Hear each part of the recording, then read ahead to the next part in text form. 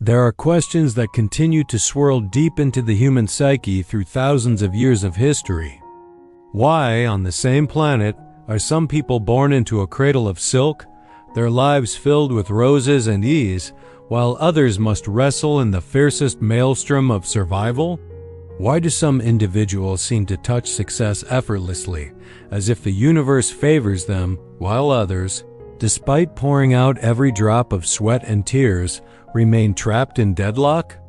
We often attribute this to destiny, luck, or some unfair arrangement by the Supreme Being. But what if the answer lies not externally, but in a profound truth hidden within the very way we interact with this world? This is a story that speaks not only of material poverty, but of the impoverishment of the soul, a tale passed down through centuries concerning Gautama Buddha and a destitute beggar that offers an awakening capable of touching hearts across all eras. In a small, ancient village, there lived a beggar in utter destitution.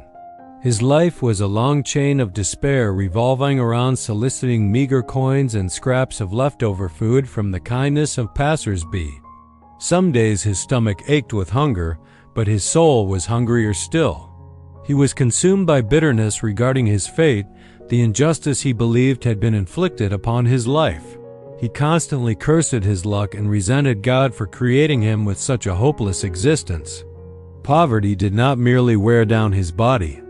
It eroded his faith, forcing him to live inside a thick cloak of self-pity and resentment. He imprisoned himself in the shell that he was a victim, that he had nothing to give, and that he must forever remain a recipient of charity from others. One day, news spread through the village that Gautama Buddha had arrived.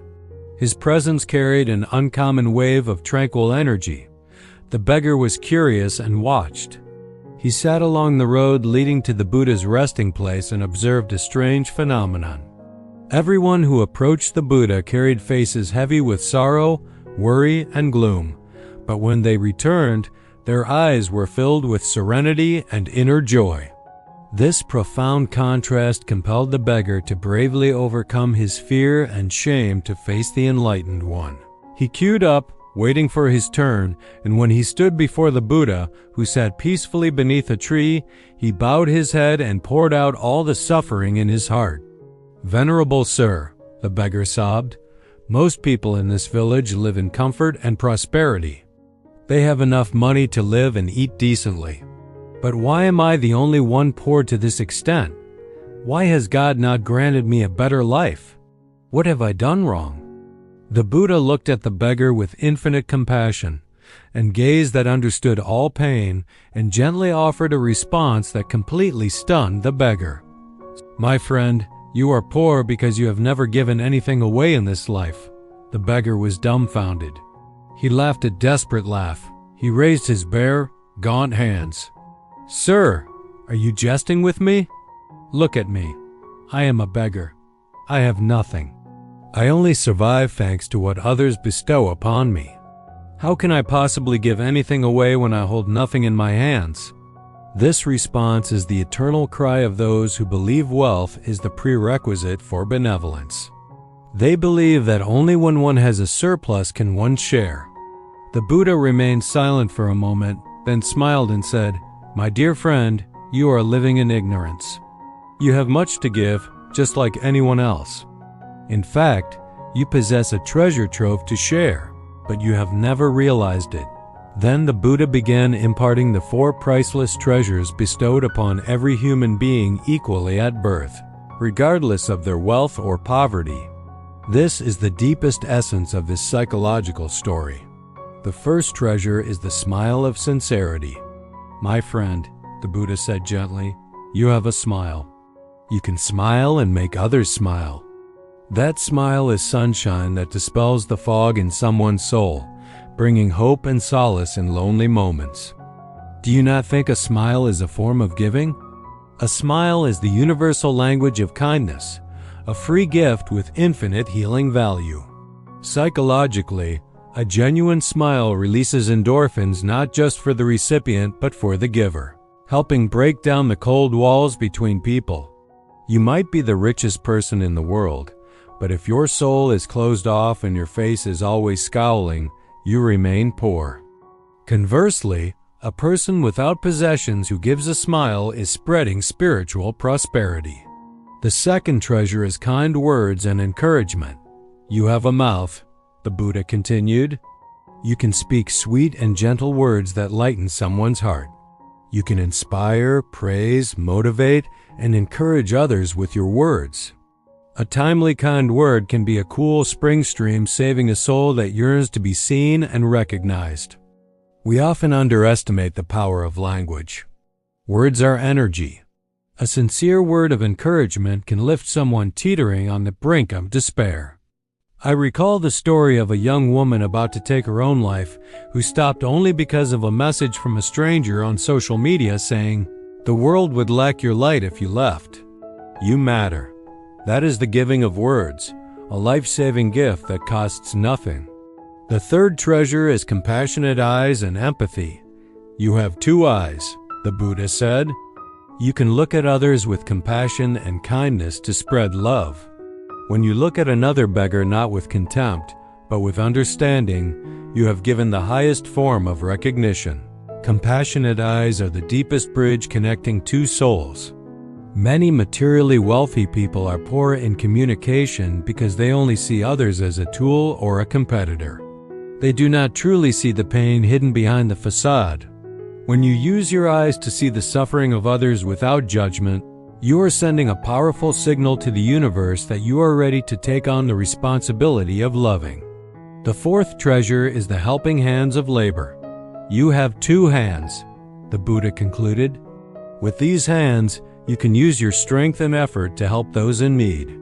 You can pick up a stone on the path so others do not trip, help an elderly person cross the road, or assist someone who has fallen. Hands are the tools of action, the embodiment of intention. Giving does not have to be money. It can be your time, effort, and skills. If you spend 15 minutes listening to a friend in crisis, you have given something more valuable than diamonds, your presence. A beggar, though penniless, can still use his strength to help an old woman carry a heavy load. That is an act of absolute wealth. Anyone who possesses these four things will never be truly poor, the Buddha concluded. It is merely an illusion that you have nothing, and you must let go of this illusion. Never allow the feeling of scarcity to germinate in your mind. Once the feeling of scarcity vanishes internally, poverty will dissipate externally. The Buddha's wisdom awakened the beggar. It was not just advice, but deep healing for the soul. The beggar realized that his wealth had been obscured by a curtain of prejudice and self-pity. He began practicing the lesson immediately. He started smiling at everyone, speaking words of thanks instead of lamentation, and using his thin hands to perform small tasks to help others, such as picking up trash around the place where the Buddha stayed. When the villagers saw this profound change in his attitude, they began to look at him differently. They no longer gave alms out of pity, but began supporting him voluntarily and respectfully. They invited him to perform odd jobs in exchange for fuller meals. Gradually, his material poverty disappeared, and he never felt unhappy again. This story is the perfect explanation for the law of cause and effect, the invisible universal principle that governs our lives. Whatever we give, whether material or energetic, returns to us sooner or later. It is not a random punishment or reward, but a perfect reflection of the energy we have emitted. If someone is born into material wealth, it may be because in a past life they sowed seeds of generosity, helped others, and spread kindness. Conversely, those born into poverty are not being punished, but perhaps they did not share much positivity in previous lives. They lived in accumulation and the fear of scarcity. Many people never become rich because they are stuck in conditional giving. They think, when I have $1 million, I will start helping, or when I am successful, I will be kind. But the universe does not work that way. Giving is the door that opens receiving. When you sow seeds of hope, life will bring hope back to you. When you wipe away the tears of another, Your own tears will be wiped dry when you need it most. When you truly strive to eliminate the pain of others, your own problems will begin to dissolve. When your energy is focused on lifting others up, the universe will align itself to lift you back. True wealth is not measured by bank balances, but by your ability to create a positive impact on the world around you. It is a state of mind characterized by sufficiency and generosity. When you give with an open heart and without expectation, you are sending a clear message to the universe. You are already whole. You do not fear scarcity. This spiritual abundance is the strongest magnet attracting material prosperity. Therefore, if you are feeling poor or unsuccessful, do not just wait for a miracle to happen. Start acting today. Begin giving your time, your words, your skills, and your smile. Do not wait until you own a boat to donate life rafts. Do not wait until you have $1 million to give a warm smile. By changing your attitude from a passive receiver to an active giver, you will see your life miraculously begin to transform.